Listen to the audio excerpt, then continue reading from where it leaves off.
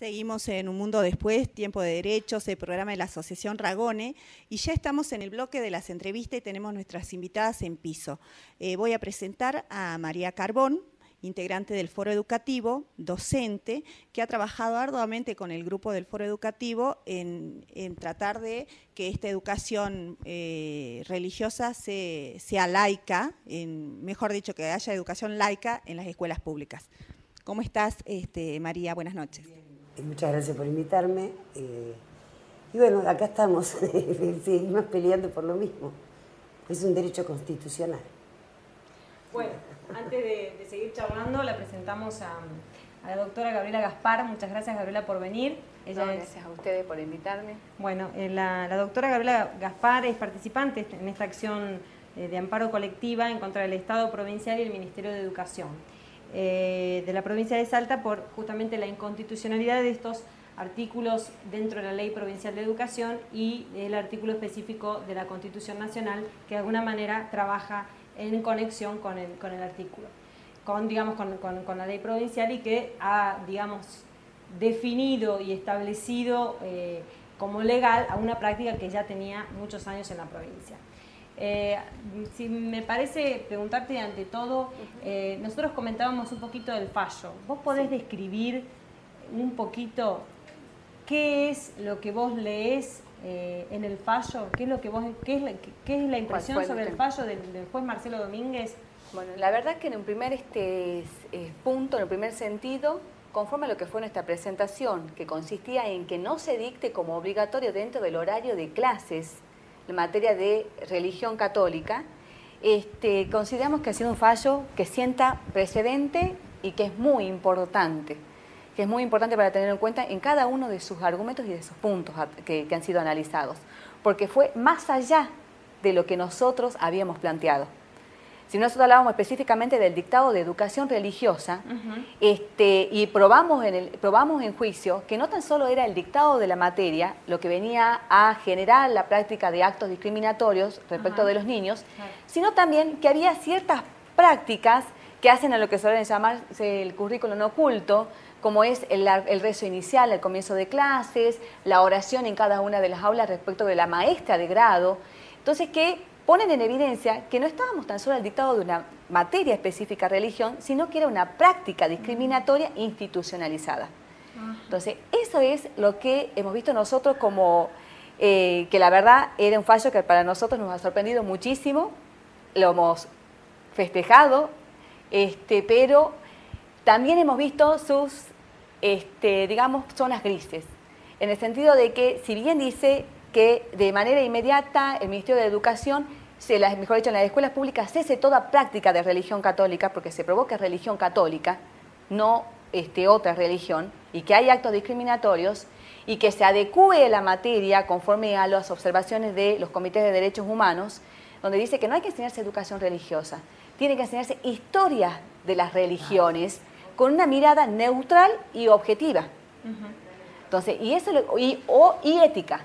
O sea, que es lo que establecen las dos observaciones. Eso es lo que está faltando desde parte del Ministerio de Educación. Pero a nivel, desde los padres, a nivel de parte actora, nosotros hemos visto que faltó lo que sería, el Poder Judicial tiene también la facultad de poder ir más allá al momento de exigir el cumplimiento de una sentencia o de un fallo, que es, en el caso, que es lo que hemos planteado en la apelación, que existieron precedentes que frente a circunstancias similares, el Poder Judicial me intima que se creen órganos de contralor. Porque ¿cómo establecemos el control de que el Ministerio de Educación va a adecuar la materia o de que va a cesar en las prácticas discriminatorias? Entonces, faltó un órgano de contralor y si bien dijo de manera inmediata, ¿qué es lo que nos sucede a nosotros? Que como parte actora tenemos que iniciar una ejecución de sentencia cuando ya se podría haber establecido un plazo dentro del cual el Ministerio de Educación tendría que adecuarse al acuerdo que establece la Corte. Bueno. ¿Qué te parece, Fedra, si compartimos ahora la opinión de María, que viene del foro, representando al Foro Educativo, donde la organización que representa, la mayoría son docentes, ¿no? Y que pueden hablar desde ese lugar, desde el lugar de la docente, de los docentes, y también del lugar de padre, porque los docentes también son padres. Sí, o sea, yo soy ahora docente jubilada, pero tengo compañeras que son que están con las cuales conformamos el foro, que son en actividad, y las prácticas siguen igual. Hasta el día de hoy y a la mañana seguían igual. Y es porque es así, porque hay toda una cuestión de resistencia a cambios que les parece que son inamovibles. Y la resistencia también porque el problema es que la religión las dan catequistas. O sea, no es que la va a dar una persona de buena voluntad sobre ética, convivencia, valores y demás, no. Claro. La da una catequista, por lo tanto eso tiene ya una tendencia, es dogma. Claro. O sea, no es más ética, es dogma. Y es un dogma que, por supuesto, como vos dijiste bien, la 1420, primera ley de educación del país, era basada creo que también en el preámbulo que decía a todos los hombres de buena voluntad que quieran habitar el suelo argentino. Esa educación fue pública, gratuita y obligatoria. La nueva ley dice lo mismo, ampliando el periodo de tiempo que tienen que estar los chicos en la escuela. Por lo tanto, ese es discriminatorio, pero desde el vamos.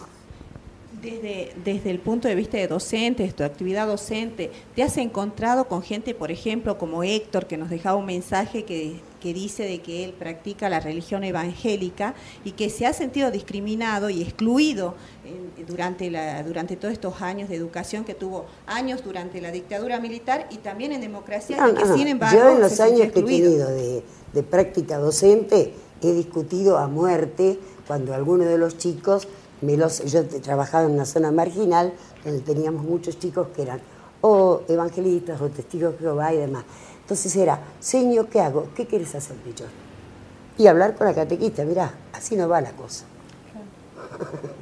Porque vos tenés, sí, pero él es de otra religión. Bueno, entonces adecua vos los contenidos para que eso, si vos me decís que estás dando normas de convivencia, normas de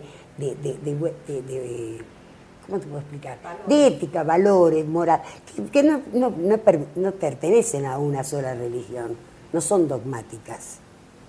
Muchas son, diríamos, generales, globales, ¿sí? Bueno, entonces eso es lo que uno tiene que hacer como docente. Claro, además tenemos que vivir en una sociedad que vaya creciendo hacia la cosa ecuménica, hacia el ecumenismo. Vivir, convivir y aceptarnos. O sea, esta es mi opinión absolutamente personal, ¿no?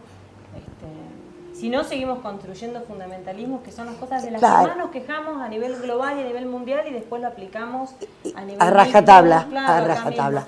Y yo quería preguntarte, Gabriela, una pregunta así muy taxativa, fuerte, digamos, ¿el Estado está violando los derechos humanos de los niños? Está violando los derechos humanos. ¿Por qué? Porque estamos hablando acá, de primer, es el derecho que tiene todo niño a ser respetado en su integridad física, emocional, psíquica. La primaria es el lugar, aparte de la contención familiar, en la primaria es donde se generan donde se forma la personalidad, donde se generan los lazos de tolerancia, convivencia, hablar de la inclusión. Entonces ya desde chiquitos se lo está marginando y se lo está desconociendo como sujetos de derecho. Porque hasta lo he visto en las mismas presentaciones que realizaba el Ministerio de Educación, decía, no tiene sentido hacer este tipo de reclamo, lo estoy diciendo en palabras, digamos, traducido, ¿no? Pero desde el punto de vista jurídico, diciendo, lo que piensa la mayoría, ¿por qué por lo que hacen la mayoría vamos a tener que modificarnos por lo que solamente son unos pocos? Entonces, no se los reconoce. Y es no reconocer al niño ni a su familia. Entonces, esa visión de que la minoría no existe para la toma de decisiones es una violación. Y se está violando un sistema democrático. El principio de pluralidad. En ese sentido, Gabriela, un fallo del Poder Judicial puede imponerse ante una ley que todavía no fue reformada. Nosotros hablábamos al principio de la Ley Provincial de Educación, que es el artículo 27, inciso ñ, donde dice que hay que brindar educación religiosa. Esa ley tendría que ser modificada para poder aplicar este fallo, ¿no es cierto? Bueno, la ley tiene dos artículos. Uno es el artículo 27, donde establece que educación religiosa forma parte de la currícula obligatoria. Pero por otro lado está el artículo 8, inciso L, que coincide con el artículo 49 de la Constitución Provincial, donde dice que se habrá de respetar la creencia de los padres y tutores. Entonces, la misma ley tiene esa contradicción, porque no se respeta la voluntad de los padres o tutores al momento de impartir educación religiosa. Entonces, hay que modificar la ley y un fallo lo puede hacer. Un fallo lo puede hacer. Lo que sí, otra cosa que ha quedado pendiente, que ahora volviendo a colación, es que el doctor Domínguez no declaró la inconstitucionalidad de la ley, que es justamente uno de los puntos que nosotros analizábamos, porque es necesario plantear la inconstitucionalidad de la ley para poder modificar esta práctica discriminatoria. Mientras exista una ley, se van a amparar en ese artículo de la ley, pero ya la interpretación está dada en base a los argumentos de tratados internacionales que tienen jerarquía constitucional. Claro.